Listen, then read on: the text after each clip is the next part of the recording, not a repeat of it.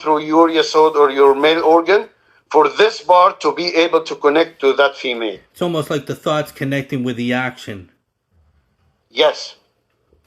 Cool. Yes. So Moses is here, Jacob is here, and Joseph is right under there. If this part tries to connect, he has to be connected to right under there first.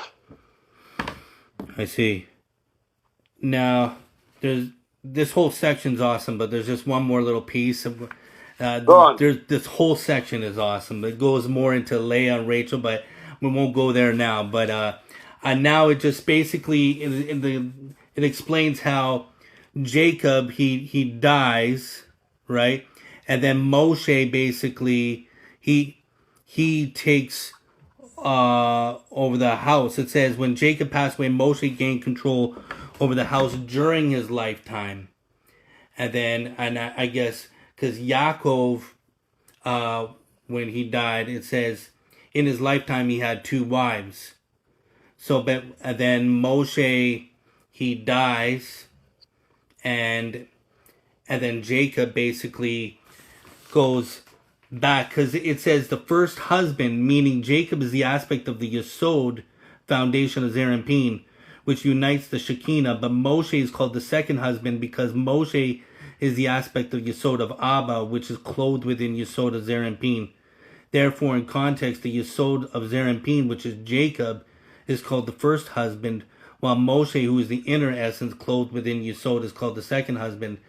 So it goes on, but basically now Jacob, like I was saying earlier, that the sages say when Jacob died, he was still alive. And Moshe, and the commentary says that Jacob basically attained the Holy Land. Only Yosef's bones came into the Holy Land, and Moshe himself did not enter the Holy Land at all. And this is super amazing to me because I've learned all about the lower hints to all of this. The Tzaddik does more in his death than when he's alive. Okay, so I think this phrase is not just about leaving a legacy. Mm-hmm.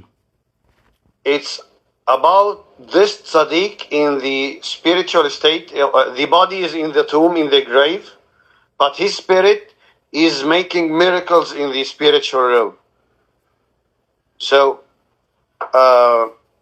right, and the source, just for just the source sake, Jacob did not die is found in the Talmud in Tanit 5b as well. Just for the source, for in case people want to know where that is from, right? Okay, let me write that. Yeah, I can even send you the source later if you want. I have it right in Tanit? Yeah, 5b. Tanit 5b, yeah. I believe Okay. Rashi says it in the commentary. Tanit, you mean Tanit, which is like fasting? Yes. Okay. Yeah. Okay. I get it. Yeah. And so I'm guessing with the connection of what we're speaking about, like, so Jacob, he went into the Holy Land, which I believe, I'm guessing is the whole aspect going into Nukva. Yes. And Jacob, if you talk the analog of male and female, okay, Moses is a male and his female is Jacob. While in the same time, Jacob is male and his female is Malchut. Mm-hmm. Okay? And since Jacob is the female, in the same time, male and female, okay? In one world he's female, in the other he's male. So in the same time, he's kind of the bridge that connects the upper to the lower. Okay? So he is, in a sense, works as a kind of Yesod, a kind of connector. Mm-hmm. So when Atzilut connects to Bria through Jacob, okay, Jacob here acts as a kind of yesod, a kind of a male connector, a kind of a channel between the higher and the lower. So he's working like in three aspects: Malchut, Tiferet, and Yesod, all at once, all at the same time. He's like in a state, in physics they call it superimposition. Three states imposed all over each other, one in top of another, and all exists in the same time. Right. And then Yosef's bones enter in, and this is just talking about, I guess, the eternal aspect was able to go into the nukva, but not like his body didn't, so not the external, right?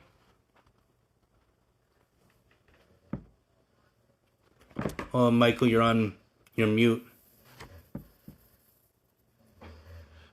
No. Joseph is not the internal part of Jacob. Joseph is the external part of Jacob. You know, a male organ is external. Right, but It's not internal. the bones. What do the bones represent? Okay. The bones represents the essence of Yesod. Okay. So Joseph, when he was alive, he was flesh and bone. Right. The entire construct of Yesod. Okay, and this entire construct is external. Okay, like your male organ is protruding out from your body. Okay, do you get that? Yeah.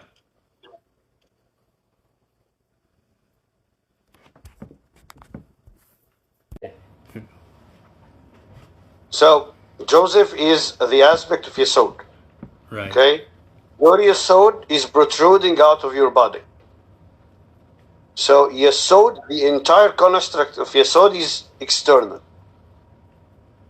Okay, but are you with me? Yeah, I'm listening. Okay.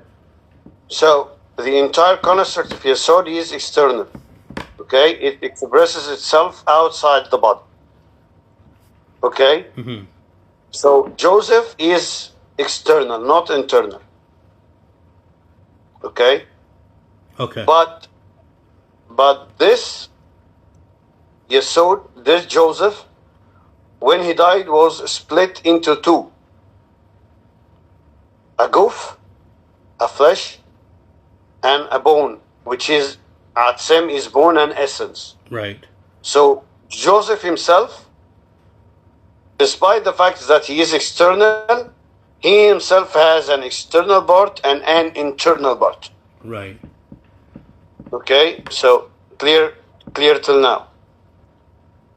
Okay, so if Moses wanted to attain a level of connection to Shekhinah, he cannot cling to the outer part of Yesod or of Joseph. Why? Because the outer part is a shell, and a shell is a klipa. Right. So if you want to connect, you got to connect first to the fruit, the internal part, the atzem, the essence. So Moses, when he wanted to connect to Shekhinah, he did not cling to the klipa, to the husk. Right. This He is why he clinged to the internality of Yesod. This is why he actually separated from Zipporah as well, right?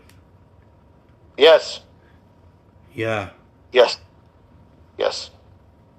So, because Sibur, Sapura, Sibur, the bird, Malchut, okay, and Malchut has an external aspect and an internal aspect, and Sapura was the external. Right. So, when Moses tried to connect to Shekhinah, he did not cling to the shell or the husk or the klipa, which is the flesh. He connected to the inner essence of Yesod. Okay?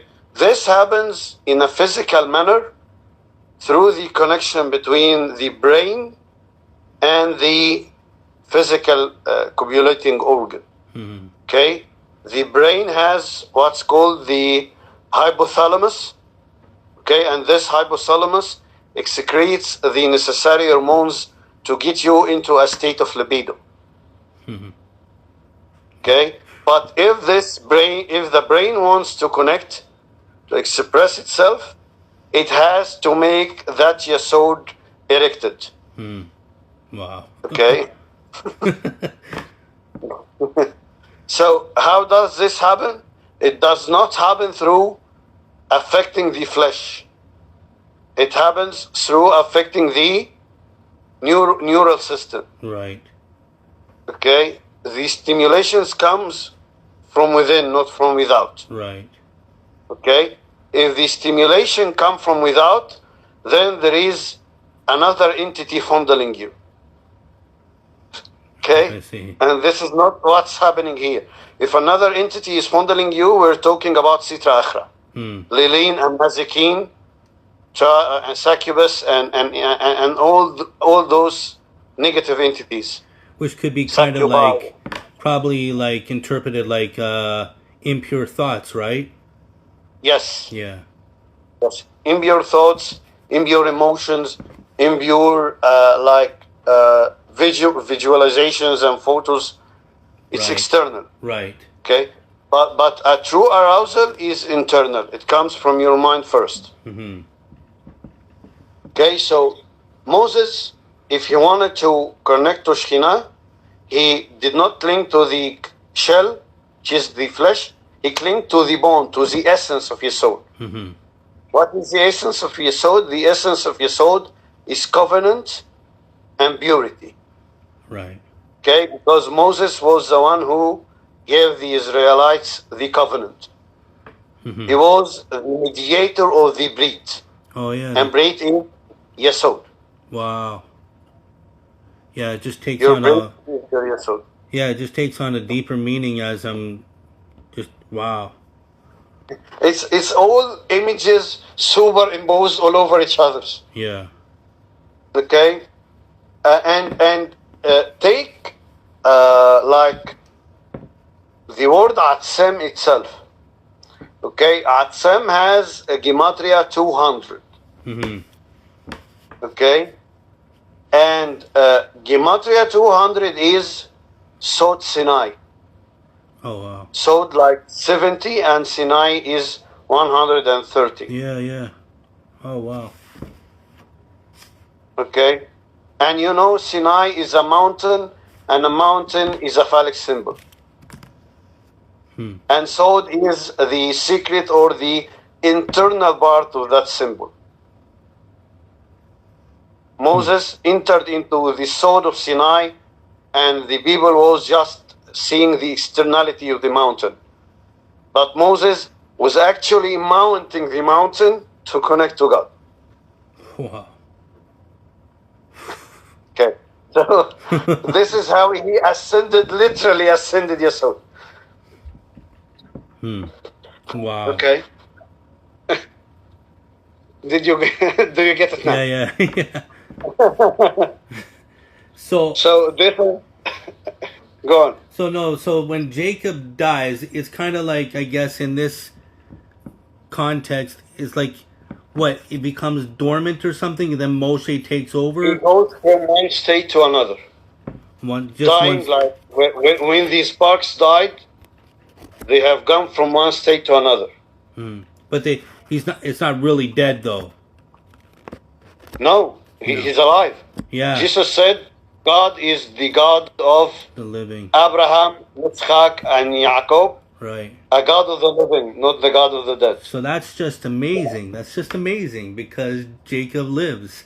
This is why I feel like this is why I'm so. And Abraham all lives. It's why I'm so blown away because I feel like this is what the sages were really saying when Jacob really lived. I feel like this is what they had in mind. You know. Yes. And you know how many times times I've read this over and over in the Talmud and Rashi and everything, and now it's just striking my brain like, whoa, this is where they're at. It needs to be Zohar first. And so what's more amazing is we always hear in Judaism that Moshe obtained the 49th level. And so here... Actually, Moses obtained the 50th level. Okay, yes. As we talked before, the 49th level is where you encounter the Demiurgos, the Shatan Asgats. If Moses attained just that level, then Moses did not enter to see God face to face. Wow. He did not behold the Arich Hambin. Right. Moses has gone beyond the 49th gate. He has entered the 50th gate. Right. And Actually, you get this from Revelation. The two witnesses acts like as if they were Moses and Elijah. On the mountain, when Jesus has transformed, it was Moses and Elijah. Okay, Moses was there on the mountain. Okay, another level of the true or the truth of Moses taking in the essence of Yesod, because he was standing beside the ultimate Yesod, the ultimate Sadiq, Jesus. Wow. And Elijah, Eliyahu, the 52, Right. just like the name Ben. Right. So it was Moses connecting with Eliyahu through the ultimate Sadiq. It's almost like Netzachod, no? And Yesod. Yes. Yeah. Exactly. Wow. Or to be more clearly, Zohar, Nukva, and Yesod. Eliyahu is the Nukva, Moses is the male, and Jesus is the Yesod. Wow. And so just to try to shorten this up, so Moshe instead, not going into the Holy Land, basically, I think it's like the inner light hitting and reflecting up or something, right? Reflecting back. Exactly. And Moses hit the screen and reflected back. And that's how he obtains into Bina. And I think Yes. the 49th level is Yesod of Bina. Is that what that is? The 49th, no. The 49th gate is the At of Bina. Da'at of Bina. Okay. Which is the Yesod of Abba. And so this, I see. And this is how we see that now I understand greater of how Moshe obtained this level. When we hear it all the time, we just hear about it. If we're not deep in this kind of study, we just say, okay, yeah, he obtained the 50th level. Okay, whatever that means, but this kind of helps me understand what that means, at least a bit more, right? Yes. Moses attaining the 50th gate of Bina is Moses going into Tiferet of Atzilut. So, yeah. Okay? Tiferet of Atzilut is Reshit Beriat Elohim, the Keter of the Bria of God. Do you know, do you recognize that title, Reshit Beriat Elohim? Reshit Beriat. I don't know. The beginning of God's creation. Oh, Reshit Bara. No, Beria, Beria. Reshit Beriat Elohim. From Revelation, not from Genesis. Oh, I see. Beria. Jesus is talking about himself in Revelation as the beginning of the creation of God. Oh, I see. Reshit Beriat Elohim. I am the Tiferet of Atzilut. That's why I am Keter of Bria. I am the crown of creation, the beginning of creation, because I am Tiferet of Atzilut. Tiferet of Atzilut is Malchut of Adam Kadmon. Wow. So, okay. This is why it's so amazing to me, Michael, that to learn the stages of why Moshe really took the bones of Joseph and Jacob and the land and everything. That also what's amazing is the sages say that Jacob, when he died, that he died in the field Goren Hatad. You know what that means?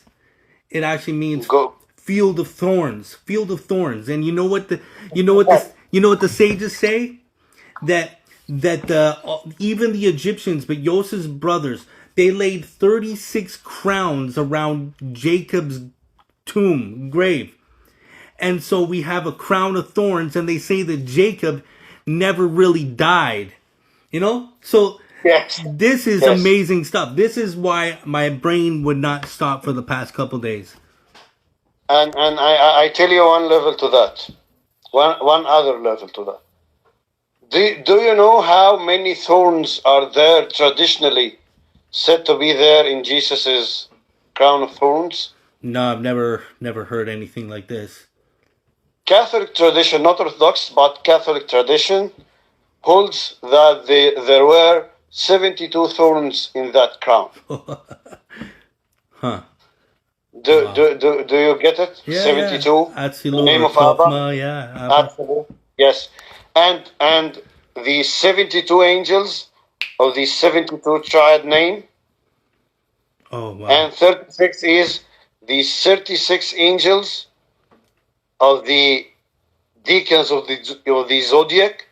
Every angel has 2 angels under him, so 36 are commanding 72. So we're talking about the circle of heaven also. Yeah. Do you remember when we first talked about the bath of Vav and the bath of Hay?